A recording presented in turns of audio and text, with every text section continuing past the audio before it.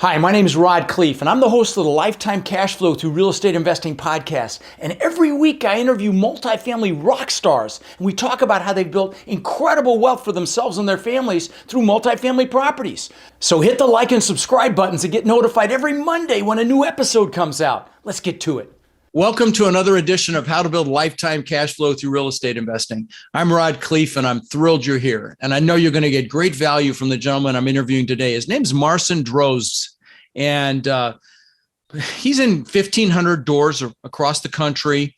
He's raised funds, he's raised money. He's a managing partner for M1 Real Capital. And they focus on acquiring multifamily real estate just like we do. But we're going to drill down on raising equity today. Welcome to the show, Marcin. Thank you, sir. Really appreciate the opportunity to be here. Yeah, let's have some fun. So why don't you take a minute and tell your story? Just give us a little bit of better bio than I did, and then we'll drill down on raising money. Sure, I appreciate you saying my last name correctly. That's really funny. So you guys don't know that I had to practice about 10 times before we went live. So yeah, he's giving me a hard time now. Oh yeah, no. It's people ask me how to pronounce my last name. I say not very well, and it's a tough one. But so my background, real quick. I read the book Rich Dad Poor Dad when I was a teenager, like so many other people. Thought to myself, hey, I could do this.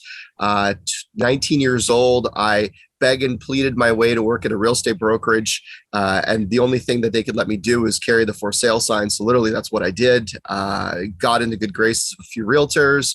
One thing led to another. They helped me buy my first rental property. I think it was 20 or 21. I immediately learned about negative cash flow at the tender age of 21, $800 a month. And for $800 a month is a lot of money for people today. It was a lot of money for me then. So I turned around, flipped the property, did quite well. And one thing led to another, started buying cash flow positive properties. And where at? So this is up in Canada. I'm actually Canadian, but I'll get to the US. I'll get to the US part here in a second. So I got recruited by a firm that did funds and syndications out west in the real estate space. And it was a Canadian firm that focused on buying U.S. assets. So this takes you to 2007, 2008. Obviously, a lot happened in the U.S. back then. And, a whole bunch of Canadians came down to the U.S. So our firm was no different. We raised tens of millions of dollars on a quarterly basis, and we bought up everything we could find in Arizona, multifamily, all kinds of different assets. So, Marcin, I know that you are excellent at raising capital. And so I'd love to drill down on that because that's one of the biggest pieces of this multifamily game. It's not just finding the deals, you got to raise the money. So, one of the questions that I want to ask you, because I know this is something you talk about, is mindset. And of course, in my podcast, it's one of the biggest topics. And so, what is a mindset that's required for you to be able to raise money for your, for projects? So, it's so good that you brought it up from that perspective, because everybody typically goes like, what are the tricks? What are the tips? And I always say, look, those things don't matter if the 6 inches between your head aren't set up properly. And the mindset piece is so huge. So, I remember I went to one of Robert Kiyosaki's events years and years ago. It was probably 14, 15 years ago.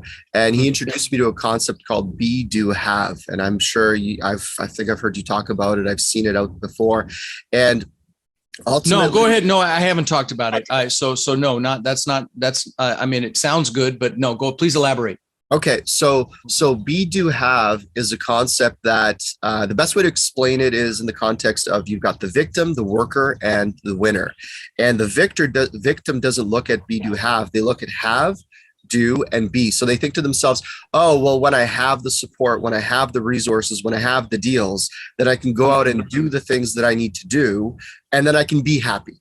Right? That's a victim. Right. They're always depending on existential circumstances, things they don't have, things they need to have before they can do anything, before they can be the person that they think that having is going to allow them to be. The worker, a lot of people are in the worker mentality, and I sometimes get stuck in it too. We all do. Is you think in the context of do, have, be. So in other words, you think to yourself, okay, I got to go do this. I got to go find this deal. I got to go find this stuff. I got to get these things done. And then once I have those things done, I'll have the cash to be the person that can buy that, next 100 unit, 500 unit portfolio. And Right. the worker is always doing and trying to have, and they never really get to be. And then the be, do, have concept is the hardest one to grasp, but the best starting point is you think to yourself, okay, so you want to buy 1,000 doors, you want to buy 500 doors. Who is the person that you have to become to be able to do the things that have to be done to have that outcome? And the having is simple once you understand the mindset of a Rod Cleef or someone like a Marc Cuban or somebody who's operating at 100 million, billion, multi-billion dollar. They occupy their mind with different thoughts. They have a different fact pattern on a daily basis. They notice different things. They ignore different things. What do they pay attention to? Who do you have to become? And that is the real starting point from my perspective, from a mindset piece.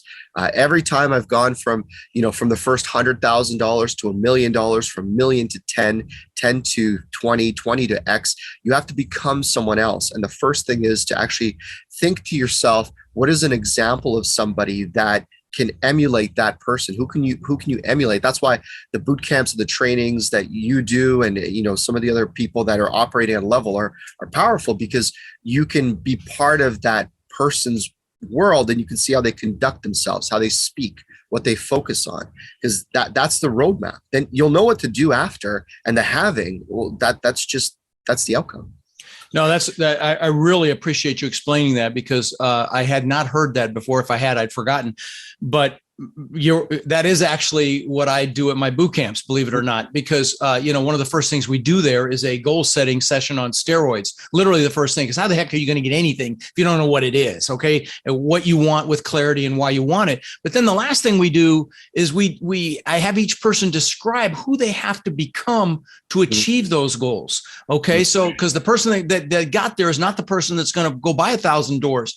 And so they have to embody some qualities to make that happen. So I really love that. I'm going to use that, Marcin. I appreciate you sharing that with me. So, as you approach a deal, you've got to position it, and, a project, a deal, however you want to call it. What are some things that you will do to set yourself apart from other people in the environment? Because obviously, right now, as we record this, we're heading into a recession. I mean, that's just no question it's coming. Hopefully it's going to be a mild one. I think it is. I just did a Facebook Live on this last night about the coming recession. I mean, we've had just about every major player in the industry say it's coming, from Bank of America to Wells Fargo to Morgan Stanley. All their CEOs, head of Fannie Mae has said it. So, and I think it's inevitable, because inflation is rampant and they have to raise the interest rates and the Fed has to continue to raise them until it slows down. But so I think things are going to become a lot more normal than they've been in the past. It's been crazy, money, $1 million going hard on a deal day one without any due diligence. For example, we wrote two $40+ million deals a couple of weeks ago, and 600,000 hard on each one of them day one. If we backed out, because the lending environment has just gotten so weird. But back to my question. What do you still, there's still competition. So what do you do to make a deal or a project stand out? So, and you're right, because the market is softening now a little bit. And, the competition, like I wrote on a deal in Jacksonville in, I think it was January or February, March. So did I. I wonder if it was the same one. Yeah, I drove out there. It was, 100, I think it was 140, 160 doors. And they told me, congrats, you're best in final. I'm like, with how many others? He's like 12. I'm like, right. Geez. Oh yeah, it's ridiculous. Yeah. We made best in final too. It's very possible it's the same deal. There's some great deals out there. But anyway, I'm sorry I interrupted. Please continue. So look, you may have heard, some of your listeners may have heard of, the blue ocean strategy, right? Mm-hmm. So you have blue ocean. Yeah, great book. For those of you who haven't read it, definitely pick it up. So the red ocean is where all the sharks are, and they're chewing each other apart, and they're fighting over the same deals.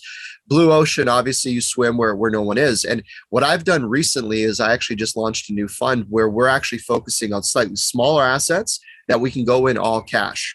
And it's a smaller asset. It's not that 20, 30, $40 million bite size, but it's closer to that $5, maybe $10 million price range. And, you get less density, fair enough, but I'm able to make very compelling offers all cash. Mm-hmm. And that's my blue ocean today. I'll let you know how it turns out. No, I like it a lot. Actually, I like that a lot. And I think that really has merit. So, but I think you've got some strategies that you talk about, like some factors that you do to make a deal stand out. Can you speak to those a little bit? Oh yeah, 100%. Well, I mean, so in the context of, so let's assume, we tie up a project, and, if you're syndicating one at a time, I think maybe that's a good way to go with this. So sometimes you have a situation where you tie up a deal and you have very little time to work your way through the paper, work your way through the closing, and you got to make sure that your investors, your LPs are lined up. So I created something for my own edification, just to kind of create some clarity around this. I call it the EASY system. And the EASY is an acronym for E for exclusive, A, abundant, S, scarcity, and Y, allocation. So for example, let's assume I had a property that I tied up and I need to syndicate it specifically. I've got a very limited fuse time frame and I got to get everything lined up.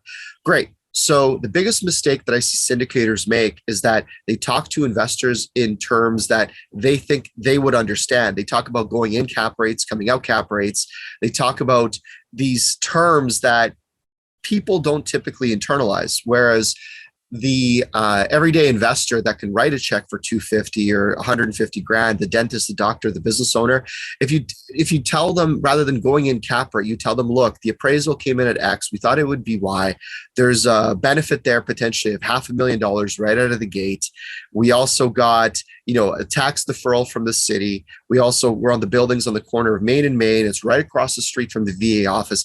These are things that everybody, even if you're not in real estate, you understand. It shows the exclusivity of transaction.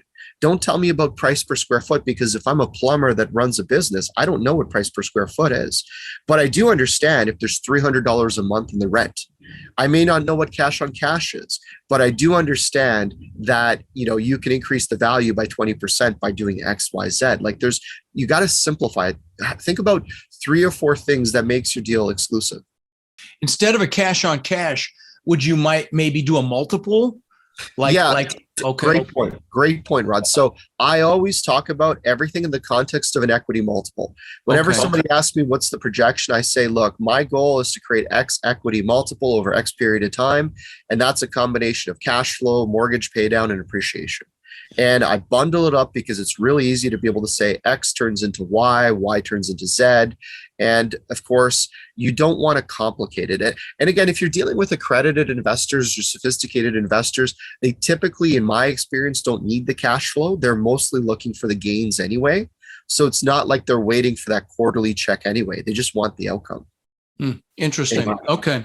Yeah, interesting. So yeah, you keep it easy. I love that. And that it makes complete sense. So that's the exclusivity piece. So when you get on the phone, hey, are you still looking for something? Yes. Okay. Boom, boom, boom. The next piece is the abundance piece. So another mistake syndicators make is they call their investors with this mentality of, hey, what do you think? Because I need you on this deal. And you're almost asking the investor for permission to bless the transaction. Our approach is different. I say, look, I thought of you first. I know we talked about it. We didn't get to work on the last deal. I wanted to give you a call on this. My challenge is I also have another 18 people, 30 people, 12 people, 97 people, whatever amount of people you have to talk to.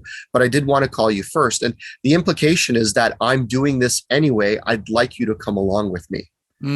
And it's not being arrogant or cocky. It's just stating a fact. I thought of you, but as a subliminal note, I'm doing this anyway. Right. Got it. Okay. That's it's just positioning. Okay. Yeah. All right. And then what's the S? The S is scarcity. There's 2 ways to create it. Obviously, one is the timing in terms of when the project is closing.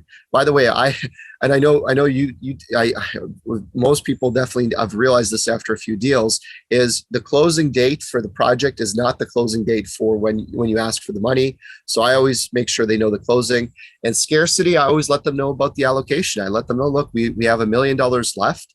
Our average investor is, call it 150,000. So, we're only looking for another 7 or 8 people to participate. Okay. And then the why, there'll be a conversation, your allocation. They might have a few questions. I might say, look, obviously you need the information. I'll send you the package. But if everything checked out, is there an amount you'd potentially be comfortable allocating? And if somebody is not interested, they'll tell you they're not interested. If they are, they'll give you a number.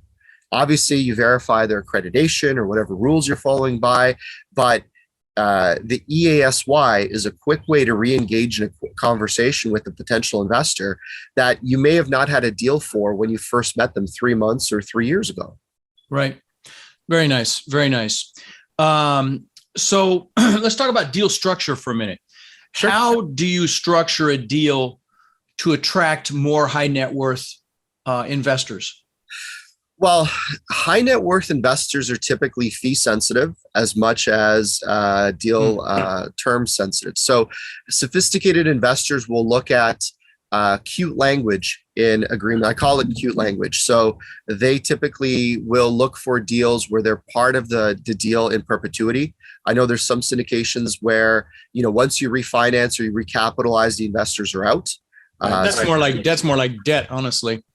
Right. Yeah. 100%. I've seen some syndications on the equity side where they'll do the same thing. So that's a big no-no. Right. Being fee sensitive, most of my accredited investors typically want to see at least 80% of the total compensation coming out on the back end. That's that's a big deal. That's been a big deal. And that's all form of fees, whether it's acquisition, disposition fees, whatever it is, financing fees. Also, a lot of our investors are quite comfortable with waterfalls. So we typically start with a 70-30 after a 7% preferred return. And then after a 15% IRR, we split to a 50-50. So most of our investors are very comfortable with that. I find that if you do more than 2 waterfalls, things start to get really... it's confusing. Yeah, it's confusing. Yeah. We do the same thing. We go to 50-50 after a certain IRR return. Yeah. No, that's great. That's great. So Marcin, did you start in single family? Did I hear you say that? And you started in smaller assets? Yeah. So the first property I bought was just a single family house, rented it out and made my way. And then I started buying sort of small multifamily. And then I started working in the private equity real estate syndication. Was that in Canada initially? Yeah. That was in a town called Oakville, Ontario, just outside of Toronto. Nice area. They've got one of the links golf courses and nice Canadian town. Good place to be. But I'll be honest with you. What opened my eyes to multifamily was when I realized that every dollar that you add to the bottom line creates $25 or $30 or whatever it is in profit. As soon as I learned that concept, I was just hooked instantly. Right. Yeah. It's a business. Okay. So what he's talking about, guys, is any increase to the NOI obviously is an exponential increase to the value. So, $1 in NOI can be as much as $25 in value. In fact, I'll give you a great example of this. I was just on a Clubhouse call and I used this example. We've got a 296 unit asset in San Antonio and we numbered the parking spaces and we allowed the tenants to pick their own parking space. And it's $25 a month for that privilege. Well, we had 77 of them do it. And we have a $740,000 instant increase in value. Another great example is my manager. There's a rock star, and she was doing a fire inspection of all the units, making sure that fire extinguishers on the takeover, that they weren't expired and so on and so forth. And she found 64 pets that we didn't know about. And so they're $20 a month on those pets, which is a $400,000 instant increase in value. So it's pretty exciting stuff in our business, which is why we love this. So the reason I asked you about the single family is I'm just curious if there was an aha moment, okay, now I get it, a moment. And I'm sure you've had quite a few, like all of us have, but if anything stands, I want to ask that question as it relates to the asset type that you were Yeah. buying? Okay. Yeah. Okay. So when I was buying houses, I realized that I couldn't afford to hire somebody to cut the grass. And that peed me off to no end. Like I literally couldn't afford it. There wasn't enough revenue in the asset to replace me from having to show up and cut the grass. And that was, early 20s. And I remember that till yesterday. The tenant's living in the house. He's nice and cozy, great. Everything's beautiful. And I'm out front. Zzz, zzz. Wow. Wow. And it was forever in my brain. I'm like, never again. Never No, again. that's motivation. That's leverage right there. But speaking of motivation, where do you get your drive? What's your why? Well, my wife and I had a daughter 6 months ago. Oh, congratulations, buddy. That's awesome, man. That That's is definitely my why. At this point, that's my why. I mean, I always used to laugh when my buddies would show baby pictures, and I'd be like, and then you move on with your day. But as soon as you have that little one grab her hand, her entire hand grabs your pinky, it's like, it's life changing. Yeah. That's Yeah. beautiful, man. Congratulations. So, I have a lot of aspiring real estate investors on my show, people that haven't pulled the trigger yet through whatever reason, fear, comfort, maybe they're comfortable, maybe they're caught in analysis paralysis and they feel like they have to check off every box before they make a move. What words of wisdom would you share with an aspiring investor that hasn't taken action yet? So there's two things I'd share. One is pretty direct. It's with Jeff Bezos. He had a quote when he was asked about Amazon's vision. He said that they're flexible on details, but stubborn on the goal. And what I take from that is whatever plan you think you have for multifamily real estate or fundraising or deal flow or what market you think you're going to get into, I'll tell you right now, as soon as you get going, you may relook at who, what, where, how. The important part is that you just started. And I mean, Jeff Bezos started selling books on the internet. Now the man sells everything. And remember when everybody was making fun of him? Oh, it'll never work, right, selling books on Amazon.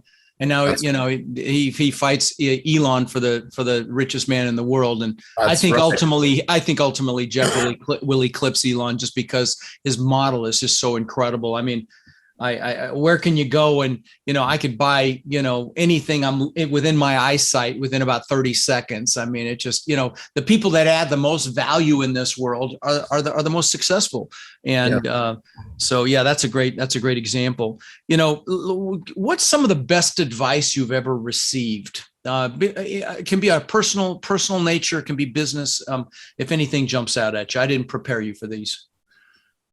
Some of the best advice I think I got was I had someone tell me once, when things are going well, you're never as smart as you feel. And when things go to shit, you're never as dumb as you look. Nice. The context. Remember that through this next period. And guys, right. Again, I do believe we're going into a recession. It's not something to fear, but it is definitely something to prepare for.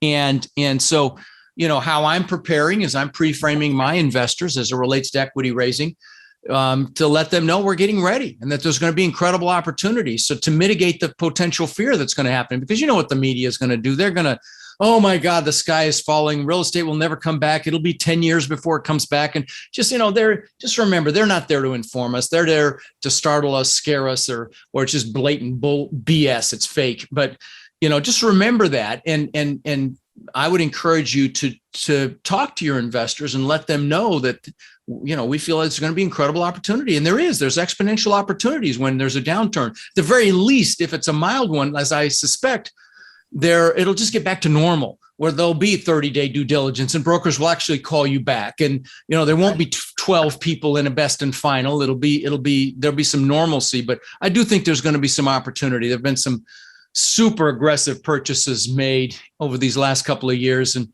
I'm sure you've scratched your head a few times, Marcin, when you're investing finally, you see what these properties trade for. And you're like, how the hell could they make the numbers work? I mean, my only guess is that somebody's coming out of a 1031 and they rather just roll before eating the tax bill because maybe. some of the prices that guys are paying, I mean, they make no sense. Yeah. Well, and to your point in terms of just keeping your eye on the ball. There's something I've been reading up on quite heavily lately. It's RAS, your reticular activating system. Oh yeah.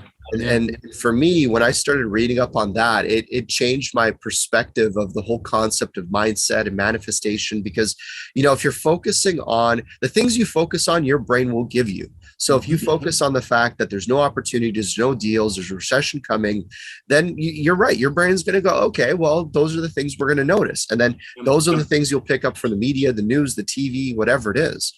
But if you keep your head on straight and you follow, good personalities and people that are out there doing things and productively trying to assist you in your life, like yourself, then you've got the edge. Because the mindset, when the news, the media, and everybody else is going to push everybody into potentially try to push people into a negative state, keeping that focus on the positivity is going to change it. I mean, people are going to be tested over the next few years, and the people that are going to be able to manifest the best outcomes are going to start with the best headspace, in my opinion. Yeah, agreed. That's the power of goals as well, is they trigger your reticular activating system. It's, whatever you focus on gets larger, positive or negative. You're absolutely right. And please know, I'm, as it relates to the recession, I'm not telling you to focus on it, but I am telling you there's going to be opportunity and not to fear it. And so, I think the greatest example of the RAS, the reticular activating system, is when you first buy a car. You never really notice them, and then they're everywhere. Were they there before? Of course they were. That's your brain. And what it is it's really a subconscious filter in your brain. You're not aware of it consciously, but it absolutely applies to goals. It applies to your outlook on life. It applies to whatever you bring in, that you focus on. It really directs your focus, and it's very, very powerful. So no, I'm really glad you brought it up. So do you have any favorite quotes or any things that inspire you, that help, keep you on track? Yeah. Rod, actually, I read a book. I reread this book every couple of years. I got to share it with you. It's called The Obstacle is the Way. I don't know if you've heard of it, but it's a fantastic book. The guy who wrote it, his name's Ryan Holiday. I stalk him on all the social medias out there. I love his stuff. The book is rooted in a philosophy called Stoicism, which is all about Marcus Aurelius and the whole history of the last great emperor of Rome and whatnot. But essentially, the subtitle of the book is "What is in the way becomes the way," and it's a brilliant distillation of stoicism and modern examples. And Ryan Holiday just does a really good job of weaving it all together. And it really helps. If I ever feel like I'm in a victim mentality, or if I ever feel like I need a checkup from the neck up, so to speak, I open up a few pages of the book, and it immediately just helps me reset my headspace. Love it. I appreciate that. All right. Well, listen, I think I've asked the questions that I want to ask, and so a couple last questions, actually. Talk about a failure or a setback, and a big one that you learned from and or helped you position for future success. Well, so that is a big question. In my life, I think if I had to totally acknowledge, the biggest professional failure I had is when I ventured outside of real estate.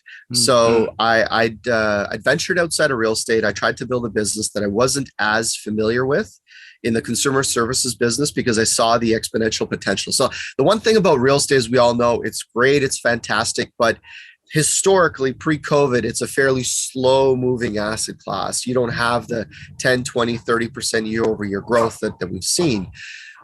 So I tried my hand at an operating business, a consumer services business. And, the things I learned from the business were fantastic, but, there's a reason why Michael Jordan played basketball and came back to basketball. Because that's his gift. He was Michael Jordan on the basketball court, but he was just a third string, left fielder when it came to baseball, right? Yeah. And that was probably my biggest lesson. Again, in some respects, I'm happy I did it. I was young enough to take the risk and spend the time and energy on it. But in hindsight, I probably could have learned many of those lessons just sticking to real estate. It's funny you say that. I built 27 businesses, and I don't call them failures. I call them seminars. And, several been worth tens of millions of dollars. I had a $50 million seminar in 08 and 09. But most of my businesses were spectacular flaming seminars. We fail our way to success. Right. And that really resonated with me, because pretty much any time I've gotten out of real estate, for the most part, had my ass handed to me. So, I totally connect with that. Well, let me ask you the question I ask regularly of successful operators on the show. If you were to go back and tell your 18-year-old self something with what you know now, what, if anything, might you do differently? So the biggest thing that I would have done differently at 18, all those years later today, is I would have taken the time to enjoy the progress and not been so hard on myself. Because what I did is I was the worker. The mentality I gave you is the do, have, be. I never allowed myself to be. I was always doing to have. And eventually I told myself one day I'll be happy. So an example is, okay, I'll buy our first rental property. We'll figure it out. Okay, great. That happened.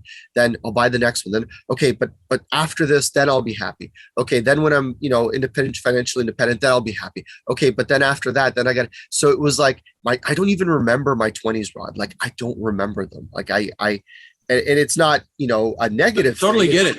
Totally get it. Yeah, no, I totally get it. It resonates with me as well. I have to tell you, we've been taught to achieve to be happy. And, that's the common conception is we can't be happy until we've achieved. Yeah. And I use an example of an epiphany I had. I built this $8 million house on the beach, and I'm looking up at this thing 2 months after it's done, and I got depressed. And I recognized that I've been totally focused on me, and I hadn't been giving back in any fashion. And I had an epiphany and started giving back. And I tell people, I use as an example that, find something to give back to right now, and then you'll be happily achieving. Okay. You'll recognize that Tony Robbins calls it the science of achievement versus the art of fulfillment. Achievement really is a science. I mean, if you want to learn multifamily, come to one of my boot camps. There's a roadmap. You just have to go do it. But the fulfillment's an art, and that comes through giving back. And I know you give back as well. And so, that's when you're happily achieving, when you recognize it's more than just about that achievement. It's about who you're becoming and growing and helping and so on and so forth. Really, really impressed with your answers, buddy. Well, listen, I appreciate you coming on the show, Marcin. It's been a real treat. It's a pleasure to meet you. And I'm sure that our paths will definitely cross again, my friend. Yeah, 100%. I really appreciate the opportunity to share my story with you. Thank you. Rod, I know a lot of our listeners are wanting to take their multifamily investing business to the next level. Now, I know you've been hard at work helping our Warrior students do just that using our ACT methodology, which is awareness, close, and transform. Can you explain to the listeners how they can get our help? You bet. Guys, we've been going nonstop for 3 years, building an amazing community of like-minded people. And our coaching students, which we call our warriors, have had extraordinary results. They've purchased thousands and thousands of units. And last year, we did over 1,000 units with our students. And we're looking to grow this group and take it to the next level. We're looking for people who want to follow a proven framework that's really step by step, and then leverage our systems and network to raise equity, to find and close deals, and to build partnerships nationwide. Now, our warrior community is finding success in any market cycle.